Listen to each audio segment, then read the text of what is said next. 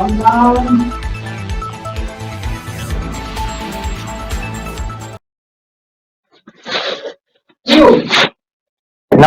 आप देख रहे हैं ट्रांसपोर्ट इमेज। मैं श्रीकांत आपके साथ। आइए चलते आज की मुख्य खबरों पर।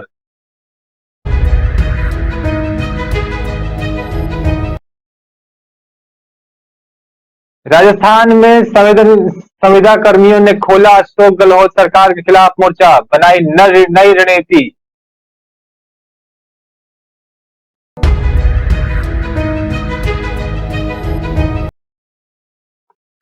मिशन स्वच्छता और पानी पर योगी आदित्यनाथ बोले, नागरिकों को खुद में बदलाव लाने की जरूरत।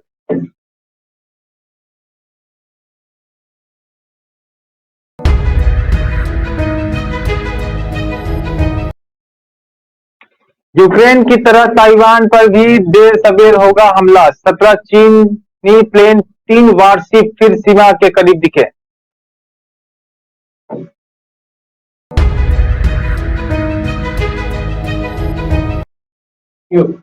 भारत को सुरक्षा परिषद का स्थायी सदस्य बनाए जाने का समर्थन, ब्रिटेन ने कहा अफ्रीकी प्रतिनिधित्व को मिले जगह।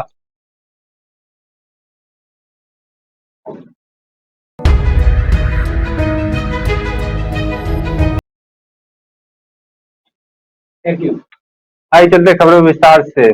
केंद्रीय आवास और शहरी मामलों और पेट्रोलियम और प्राकृतिक गैस मंत्री हरदीप सिंह पुरी ने कहा कि कचरा मुक्त शहरों को स्वच्छता और स्वच्छ भारत की पहल का प्रमुख केंद्र होना चाहिए। मंत्री ने कहा कि स्वच्छ भारत अभियान एक सरकारी पहल के रूप में शुरू हुआ और लोगों की एक परियोजना बन गया। पुरी ने कहा कि कचरा मुक्त शहर मुख्य फोकस होना चाहिए। कचरे का सेग्रीगेशन प्रतिदिन हो रहा है और वेस्ट प्रोसेसिंग को 80% तक बढ़ा दिया गया है। वे बोले मिशन स्वच्छता और पानी एक ऐसा आंदोलन है जो समावेशी स्वच्छता के कारण को बढ़ावा देता है, जहां सभी के पास स्वच्छ शौचालय है। यह सभी लिंगों, क्षमताओं, जाति और वर्गों के लिए समानता की वकालत करता है और दृढ़ता में से मानता है कि स्वच्छ शौचालय एक साझा जिम्मेदारी है। टेलीथॉन भारत की अब तक की स्वच्छता यात्रा और अगले 5 वर्षों के लिए आगे की राह दिखाएगा, जो स्वच्छ और स्वच्छ शौचालयों को सुनिश्चित करने के लिए एक व्यवहारिक बदलाव लाने का प्रयास करेगा। यह पूरे भारत के सरकारी नेताओं, मशहूर हस्तियों, बदलाव लाने वाले स्वच्छता कार्यकर्ताओं और विचारकों को इस वादे के साथ एक साथ लगाएगा कि कोई पीछे न छूट जाए। राजस्थान राज्य सरकार द्वारा हाल ही में संविदा कर्मियों के लिए बनाए गए रूल्स का अब विरोध शुरू हो गया है। संविदा कर्मियों ने रूल्स में संशोधन किए जाने की मांग को लेकर सरकार के खिलाफ मोर्चा खोलने का ऐलान कर दिया है। संविदा कर्मियों ने राहुल गांधी की भारत जोड़ो यात्रा के साथ ही सरदार शहर उपचुनाव में भी राज्य सरकार के खिलाफ मोर्चा खोलने की चेतावनी दी है। आपको बता दें कि सरकार ने हाल Rajasthan contractual hiring to civil post rules 2022 बनाए हैं, जिसमें अब संविदा कर्मी इन रूल्स में संशोधन की मांग को लेकर सरकार का विरोध कर रहे हैं। वहीं संविदा कर्मियों ने मोर्चा खोलते हुए कहा कि उनकी पिछली नौकरी को शून्य मानते हुए अब अन्य परिलाभों में कटौती कर एक बार फिर संविदा पर खर्च रखने का निर्णय किया है, जिससे सभी संविदा कर्मियों में भारी रोष दिखी रही है।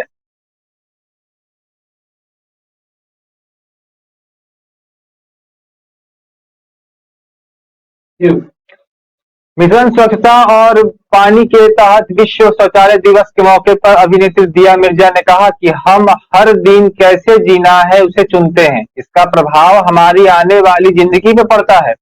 उन्होंने साझा किया कि कैसे गंगा नदी पर एक यात्रा के दौरान प्राचीन वातावरण में प्लास्टिक के ढेरों को देखा गया है। दिया मिर्जा ने कहा कि मैंने सिंगल यूज प्लास्टिक की बोतलों से पीना पानी बंद कर दिया है।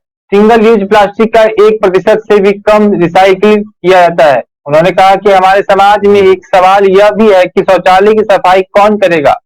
भारत में इसे एक जाति का विषय माना जाता है। वहीं टेलीथॉन मिशन स्वच्छता और पानी में उत्तर प्रदेश के मुख्यमंत्री योगी आदित्यनाथ ने कहा कि पानी की एक एक बूंद बहुत कीमती है, इसे लेकर लोगों में बदलाव लाने की जरूरत है।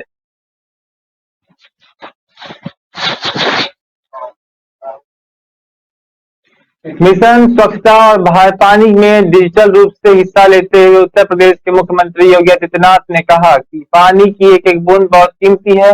जीवन को आसान और स्वच्छ बनाने के लिए आम जागरूकता बहुत जरूरी है और बोले कि पृथ्वी माँ को भी स्वच्छता के माध्यम से सम्मान देने की आवश्यकता है।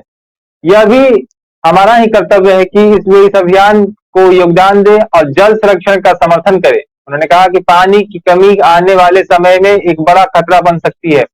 पानी को बचाने के लिए नागरिकों की सोच में बदलाव लाने की जरूरत है। उन्होंने कहा कि जल संरक्षण के लिए गांवों में अमृत सरोवर अभियान चल रहा है। नमामि गंगे परियोजना से ने गंगा नदी को पुनर्जीवित करने में मदद की है। इसके परिणाम गंगा में डॉल्फिन के फिर से बढ़ने के रूप भी दिखाई दे रहे हैं।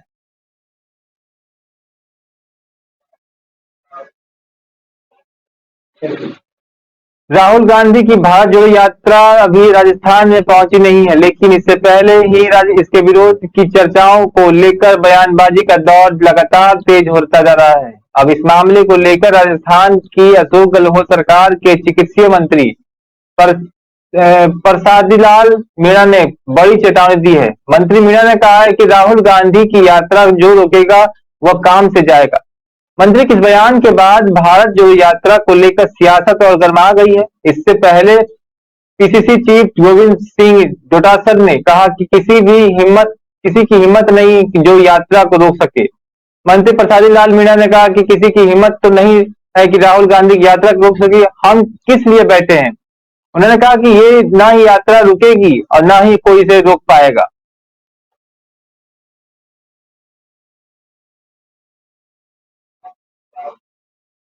रामायण रिसर्च काउंसिलिंग के तत्वावधान में माता सीता की जन्मभूमि बिहार के सीतामढ़ी जिले में उनकी 251 फीट ऊंची प्रतिमा स्थापना की तैयारी पूरे जोरों शोरों पर है।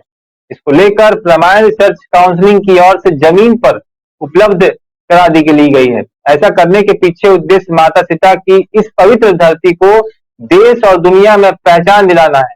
इतना ही नहीं, इस कार्य में इसके शुभारंभ होने के पर भूमि पूजन का कार्य देश के प्रधानमंत्री या फिर राष्ट्रपति के हाथों होने की पूरी संभावना भी बताई जा रही है।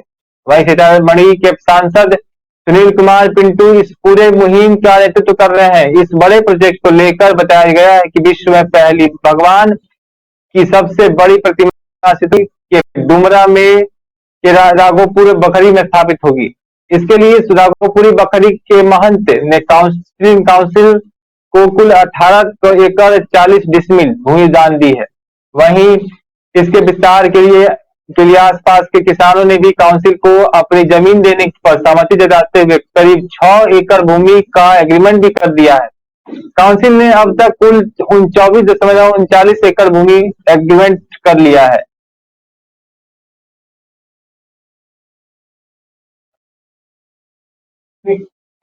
हाथरस जनपद में जन सड़क छाप कुत्तों का आतंक व्याप्त है। हर ये कुत्ते हर दिन लोगों को अपना शिकार बना रहे हैं, जिसके चलते जिला अस्पताल में बड़ी संख्या में लोग एआरबी इंजेक्शन लगवाने के लिए पहुंच रहे हैं। बता दें कि जनपद हाथरस में आवारा कुत्तों का आतंक बढ़ता जा रहा है, जिसकी वजह से जनपद में आवारा कुत्तों के ने 700 से अधिक लोगों पर हमला कर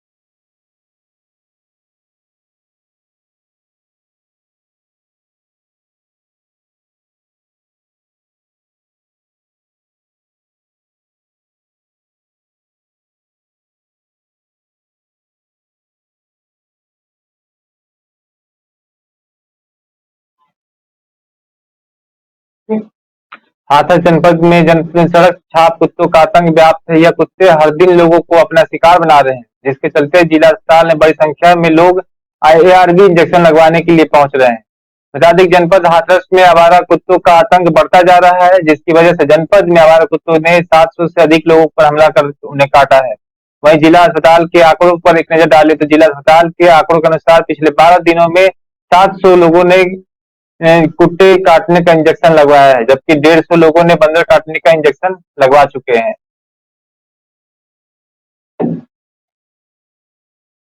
राजस्थान के चोरी जिले में के रतन नगर थाना इलाके में बॉर्डर सिक्योरिटी फोर्स के एक जवान की संदिग्ध परिस्थितियों में मौत हो गई है। BSF के जवान का शव एक खेत में खिजड़ी के पेड़ के नीचे मिला है। जवान के गले पर चोट के निशान भी पाए गए हैं। पुलिस ने जवान के शव को स्थानीय अस्पताल की मोर्चरी में रखवाया है। यह जवान करीब 1 महीने पहले छुट्टी पर घर आया था। पुलिस ने पूरे मामले की जांच में भी जुट चुकी है, लेकिन अभी तक जवान की मौत के कारणों की खुलासा नहीं हो पाया है। पुलिस के अनुसार घटना रतन नगर थाना इलाके के कुलसिहर गांव की है।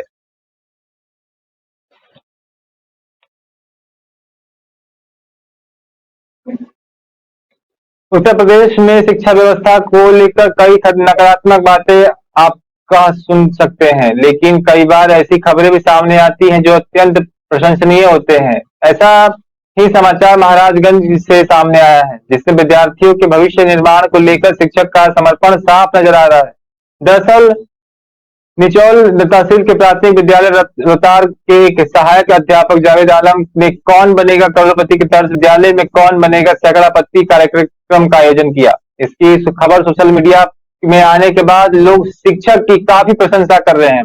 आपको बता दें कौन बनेगा सैकड़ापति का उद्देश्य विद्यालय में बच्चों को हिंदी, अंग्रेजी, गणित और विज्ञान विषय के जानकारी के साथ साथ खेल खेल में उच्च स्तरीय जानकारी भी देना है।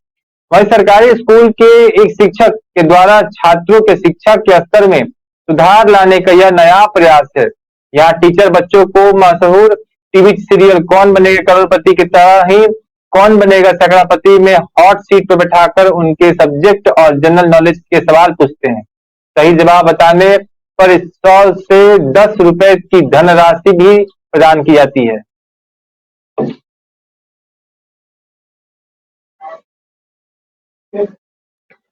एमसीडी चुनाव यानी दिल्ली नगर निगम चुनाव में फिर से जीत का परचम लहराने के लिए भारतीय जनता पार्टी ने बड़ा एक्शन प्लान बनाया है। भाजपा के इस नए एक्शन प्लान के तहत संगठन और चुनावी रणनीति में माहिर राष्ट्रीय महासचिव सुनील बंसल को चुनाव के कोऑर्डिनेशन का काम सौंपा गया है और पूरी दिल्ली में 20 नवंबर को एक साथ 14 रोड शो निकाले जाने की योजना बनाई गई है। इस बीच कोऑर्डिनेशन की जिम्मेदारी मिलते ही सुनील बंसल एक्शन में आ गए हैं। सुनील बंसल ने सबसे पहले दूसरे राज्यों से आए प्रवासी नेताओं और कार्यकर्ताओं के साथ भी दिल्ली बीजेपी प्रदेश कार्यालय में मीटिंग की है और सूत्रों की माने तो जीत का टारगेट बनाते हुए सुनील बंसल ने अपनी पहली मीटिंग में प्रवासी कार्यकर्ताओं को 2 टूक संदेश भी दिए हैं और कहा है कि प्रवासी कार्यकर्ता दिल्ली पर्यटन की दृष्टि से नहीं बुलाए गए हैं और ना ही उनको राष्ट्रीय नेताओं की परिक्रमा करने के लिए बुलाया गया है। इसलिए चुनाव की दृष्टि से अपने अपने निर्धारित क्षेत्रों में जाकर स्थानीय कार्यकर्ताओं के साथ मिलकर पार्टी प्रत्याशी की जीत सुनिश्चित करने में उनका सहयोग करें।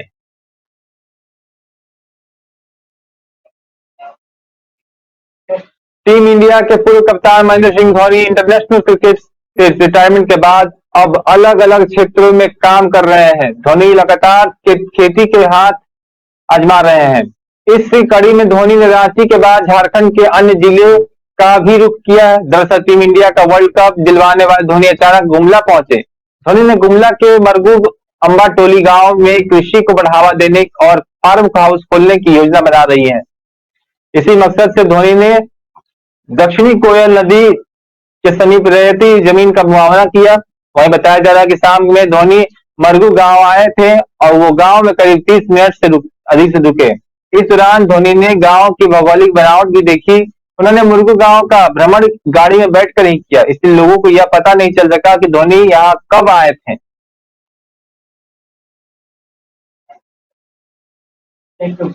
रेलवे कोच नवीनीकरण कारखाना लगभग अब पूरा हो चुका है। उम्मीद जताई जा रही है कि अगले वर्ष तक यहाँ काम शुरू हो जाएगा। आधुनिक मशीनरी से लैस इस कारखाने में 95% मशीनें भारतीय हैं। कुछ मशीनों को जापान से मंगाया गया है। यह कारखाना पूरी तरह से ऑटोमेटिक होगा, जिसमें अधिकतम काम रोबोट करेंगे। इससे काम करने के दौरान वर्कर्स की जान को खतरा बना रहता था और वह कम हो जाएगा। कारखाना बनकर तैयार हो चुका है और बस इसके लोकार्पण का इंतजार है। उम्मीद है कि अगले वर्ष प्रधानमंत्री नरेंद्र मोदी द्वारा इस कारखाने का उद्घाटन भी किया जाएगा। आपको बता दें कि यह ऐसा रेलवे कारखाना है जहां रोबोटिक मशीन की मदद से काम किया जाएगा और पेंट शॉप और अन्य कई शॉप में रोबोटिक मशीन लगाई गई है। इस कारखाने को तैयार करने में जुटे इंजीनियर धीरज मिश्रा ने कहा है कि रोबोटिक मशीन लग जाने की वजह से काम जल्दी और सुरक्षित तरीके से किया जा सकता है। इसके साथ ही पेंट या किसी अन्य सामग्री की वजह से वर्कर्स के स्वास्थ्य को जो नुकसान पहुंचता था वह अब नहीं होने वाला है।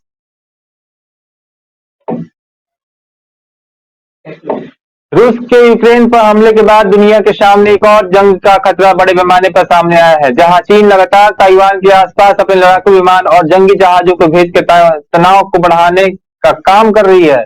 वहीं ताइवान के राष्ट्रीय सुरक्षा मंत्रालय ने देश के चारों ओर 17 चीनी सैन्य विमानों और 3 नौसैनिक जहाजों को ट्रैक किया है, जिसमें एक ड्रोन भी शामिल है जो मध्य रेखा को पार कर रहा गया। बता दें कि 18 नवंबर से 19 नवंबर तक चीन के 3 लड़ाकू विमानों ने ताइवान के वायु सुरक्षा पहचान क्षेत्र में घुसपैठ की और यह खबर के मुताबिक MND ने कहा कि पीपुल्स लिबरेशन आर्मी एयरफोर्स के 17 सैन्य विमान और पीपुल्स लिबरेशन आर्मी नेवी के 3 जहाजों को ताइवान के आसपास ट्रैक किया गया है। विमानों में से एक से ने मध्य रेखा को पार किया और 3 को ADIZ के में ट्रैक किया गया है। वहीं मध्य रेखा को पार करने वाला विमान CASC रेनबो CH-4 ही ड्रोन था और ADIZ के दक्षिण पश्चिम कोनों में घुसने वाले लड़ाकू विमानों में 3 की पहचान चेगेंडू J-10 फाइटर जेट्स के रूप में की गई है। ब्रिटेन ने विस्तारित संयुक्त राष्ट्र सुरक्षा परिषद में भारत, जर्मनी, जापान और ब्राजील को अस्थायी सदस्य बनाए जाने का समर्थन किया है। ब्रिटिश राजदूत बारबरा वुडहर्ड ने सुरक्षा परिषद सुधार और पर महासभा में चर्चा के दौरान कहा कि ब्रिटेन लंबे समय से अस्थायी और गैर अस्थायी दोनों श्रेणियों में सुरक्षा परिषद के विस्तार पर जोर देता रहा है। उन्होंने कहा कि हमारा रुख सर्वविदित है। ब्रिटेन लंबे समय से स्थायी और अस्थायी दोनों श्रेणियों में सुरक्षा परिषद के विस्तार पर जोर देता रहा है। हम भारत, जर्मनी, जापान और ब्राजील के लिए अस्थायी सीट के सृजन के साथ ही परिषद में अस्थायी अफ्रीकी प्रतिनिधित्व का समर्थन करते हैं। हम अस्थायी श्रेणी के विस्तार का भी समर्थन करते हैं। वहीं वुडहर्ड ने कहा कि इस परिवर्तन के साथ ही परिषद मौजूदा विश्व की वृहद प्रतिनिधि होगी। सुरक्षा परिषद के 5 स्थायी सदस्यों में से अमेरिका, ब्रिटेन, फ्रांस और रूस ने निकाय में भारत की अस्थायी सदस्यता का समर्थन भी किया है। ब्रिटेन के प्रधानमंत्री ऋषि सुनक ने कहा कि सरकार भारत के साथ मुक्त व्यापार समझौता वार्ता को यथाशीघ्र पूरा करने के लिए प्रतिबद्ध है। उन्होंने कहा कि संसद के निचले सदन हाउस ऑफ कॉमर्स में कहा कि 10 डाउनिंग स्ट्रीट में कार्यभार संभालने के बाद इंडोनेशिया के बाली में G20 शिखर सम्मेलन में बृहस्पतिवार को प्रधानमंत्री नरेंद्र मोदी के साथ अपनी पहली बैठक के दौरान AFTA को प्रगति की समीक्षा की है। आपको बता दें कि संसद का यह सत्र इंडोनेशिया के बाली में G20 शिखर सम्मेलन पर था।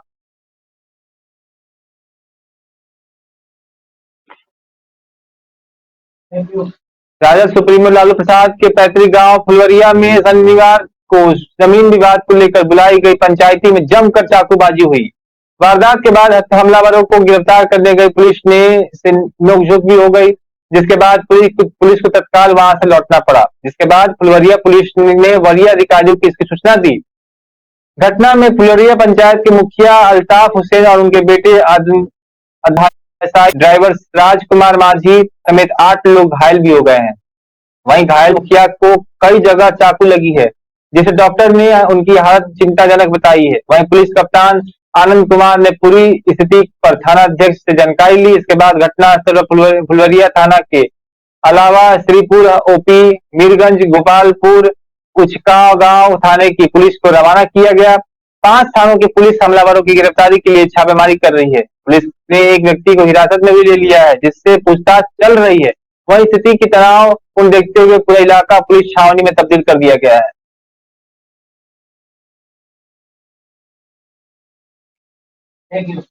राजस्थान के उदयपुर जिले में प्रेमी जोड़े की हत्या के मामले का अभी तक कोई सुराग नहीं लग पाया है। वहीं पुलिस भी अभी तक इस बात पर खुलासा नहीं कर पाई है कि यह मामला ऑनर किलिंग से जुड़ा है या फिर किसी रंजिश का परिणाम है। लेकिन